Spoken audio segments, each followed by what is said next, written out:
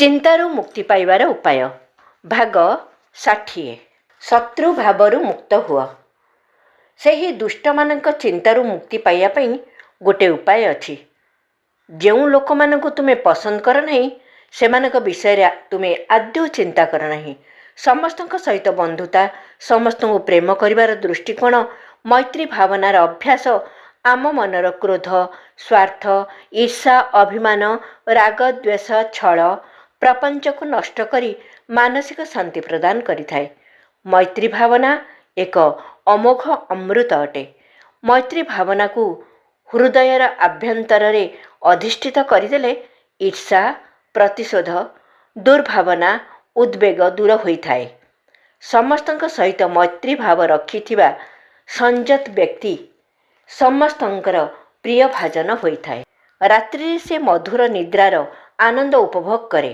ତାହାର ଶତ୍ରୁମାନେ ଧୀରେ ଧୀରେ ନିଜର ଶତ୍ରୁତାକୁ ଭୁଲିଯାଇ ତାହାକୁ ପ୍ରେମ କରିଥାନ୍ତି।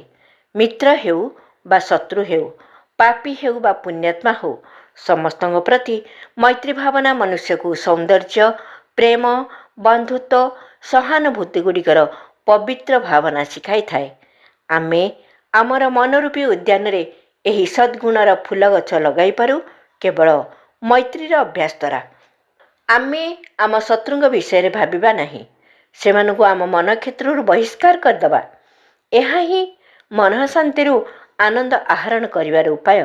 ଆମେ ଯେତେବେଳେ ଶତ୍ରୁଙ୍କ ପ୍ରତି ଘୃଣା ଓ ପ୍ରତିଶୋଧର ଭାବନାରେ ନିମଜ୍ଜିତ ହୋଇ ରହୁ, ଆମର ଘୃଣା ଓ ପ୍ରତିଶୋଧର ବିଷ ସେମାନଙ୍କ ଅପେକ୍ଷା ଆମର ଅଧିକ କ୍ଷତି କରିଥାଏ। କ୍ରମଶଃ ଆଗାମୀ ଭାଗରେ ଆହୁରି ଆଗକୁ। ବିଚାରକ୍ରାନ୍ତି ଦୂତ ୟୁଟ୍ୟୁବ୍ ଓଡ଼ିଆ ଚ୍ୟାନେଲକୁ ସବସ୍କ୍ରାଇବ୍ କରିବା ସହ ପରବର୍ତ୍ତୀ ଭିଡ଼ିଓ ପ୍ରାପ୍ତ କରିବା ପାଇଁ ବେଲ୍ ଆଇକନ୍ ଦବାନ୍ତୁ ଏବଂ ବିଚାରକ୍ରାନ୍ତି ଦୂତ ଓଡ଼ିଆ ଫେସବୁକ୍ ଓ ଇନଷ୍ଟାଗ୍ରାମ ସହ ଯୋଡ଼ି ହୁଅନ୍ତୁ। ଧନ୍ୟବାଦ।